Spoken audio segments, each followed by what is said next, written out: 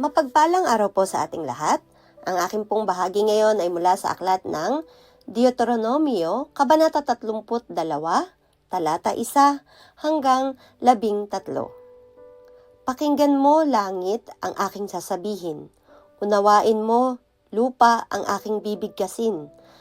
Pumatak nawang gaya ng ulan ang aking ituturo. Ang salita ko naway tulad ng hamog na namumuo, upang halamay diligan at damoy tumubo. Sapagkat si Yahweh ay aking pupurihin, ang kanyang pangalan ay inyong dakilain. Si Yahweh ang inyong batong tanggulan, mga gawa niya'y walang kapintasan, mga pasya niya'y pawang makatarungan, siya'y Diyos na tapat at makatwiran.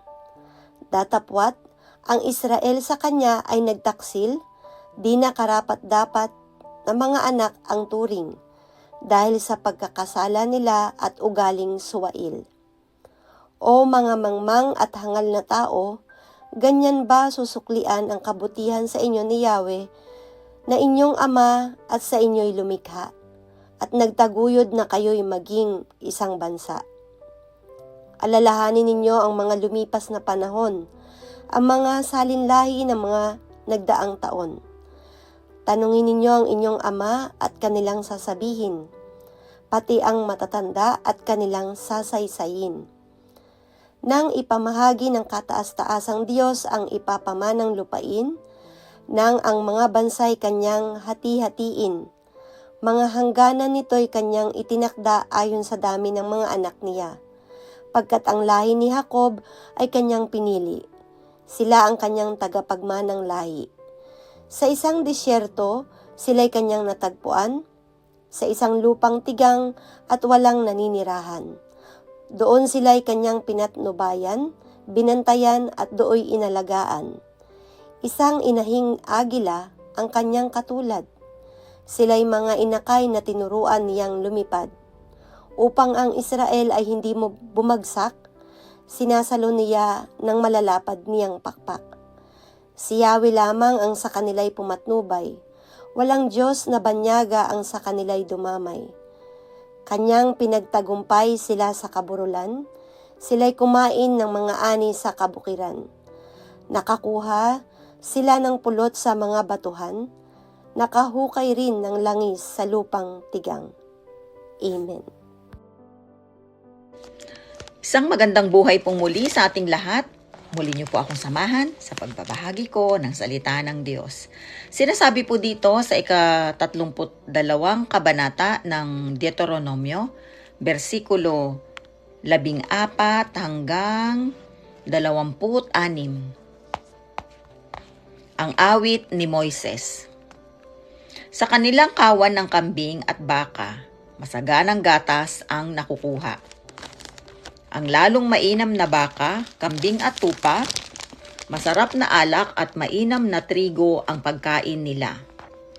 Ngunit nang sila'y mabusog, umunlad ang buhay, sila'y naging palalot, ang Diyos tinalikdan. Hinamak nila at itinakwil ang kanilang tagapagligtas. Siya'y pinapanibugho nila, sumamba sila sa Diyos-Diyosan.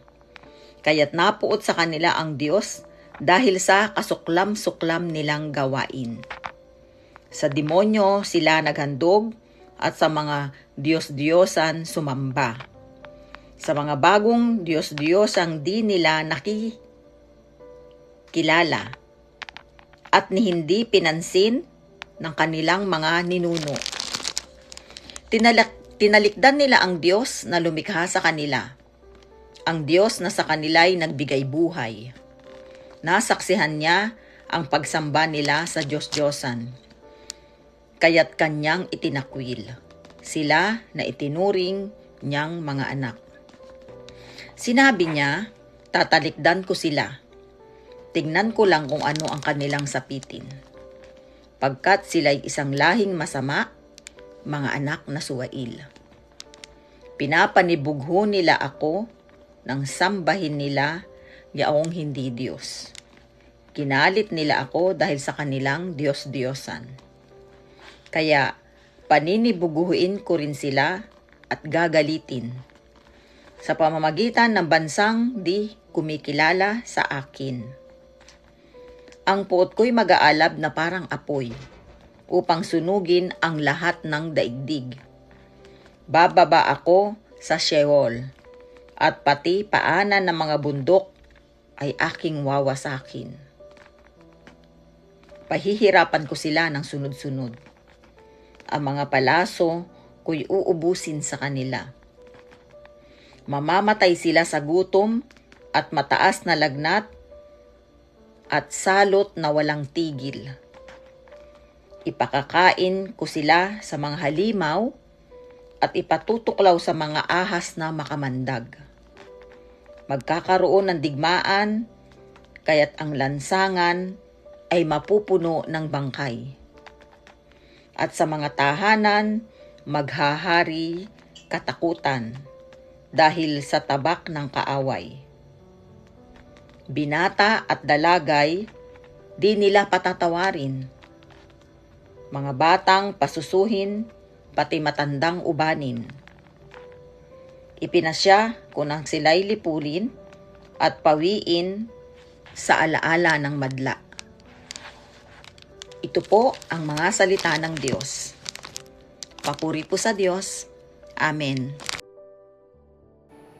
Ang aklat ng Deuteronomio, Kabanata 32, versikulo 27 hanggang 39. At ang sabi, "Ngunit hindi ko papayagang magyabang ang kanilang mga kaaway. Baka sabihin nila na talo natin sila, hindi ang Panginoon ang gumawa nito. Ang Israel ay isang bansa na walang alam at pangunawa. Kung matalino lang sila, mauunawaan sana nila ang kanilang kahihinatnan. Paano ba mahahabol ng isang tao ang 1,000 Israelita?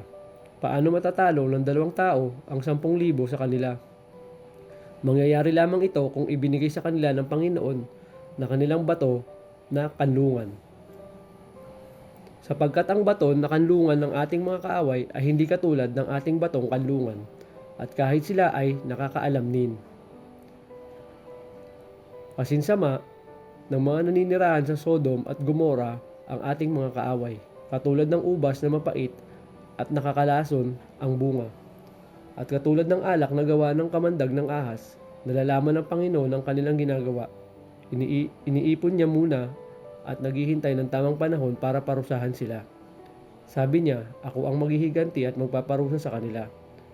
Sapagkat darating ang panahon na madudula sila, malapit nang dumating ang panahon ng kanilang pagbagsak.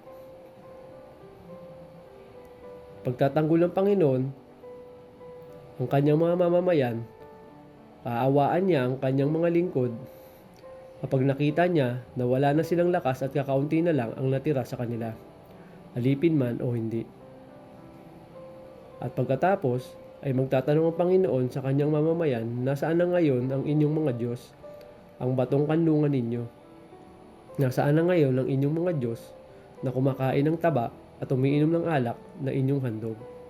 Magpatulong kayo sa kanila at gawin ninyo silang proteksyon. Tingnan ninyo ngayon, ako lang ang Diyos, wala nang iba pang Diyos maliban sa akin. Ako ang pumapatay at ako ang nagbibigay buhay. Ako ang sumusugat at nagpapagaling, at walang makakatakas sa aking mga kamay. Ito ang salita ng Diyos. Amen. Our devotion for today is from the book of Deuteronomy, chapter 32, verse 40 to 52. Sapagkat aking itinataas ang aking kamay sa langit at ang aking sinasabi, buhay ako magpakailanman. Kung ang aking iahasa ang aking makintab na tabak at ang aking kamay ay hawak ng kahatulan, aking ibibigay ang aking panghihiganti sa aking mga kamay at aking gagantihan yaong nangapupuot sa akin. At aking lalanguin ng dugo ang aking tunod at ang aking tabak ay sasakmal ng laman sa dugo ng patay at ng mga bihag mula sa ulo ng mga pangulo ng kaaway. Mangangalak kayo o mga bansa na kasama ng kanyang bayan, sapagkat ipanghihiganti ang dugo ng kanyang mga lingkod at manghihiganti sa kanyang mga kaalit at patatawarin ng kanyang mga lupain ang kanyang bayan. At si Moises ay naparoon at sinalita ang lahat ng mga salita ng awit na ito sa pakinig ng bayan, siya at si Jose na anak ni Nun.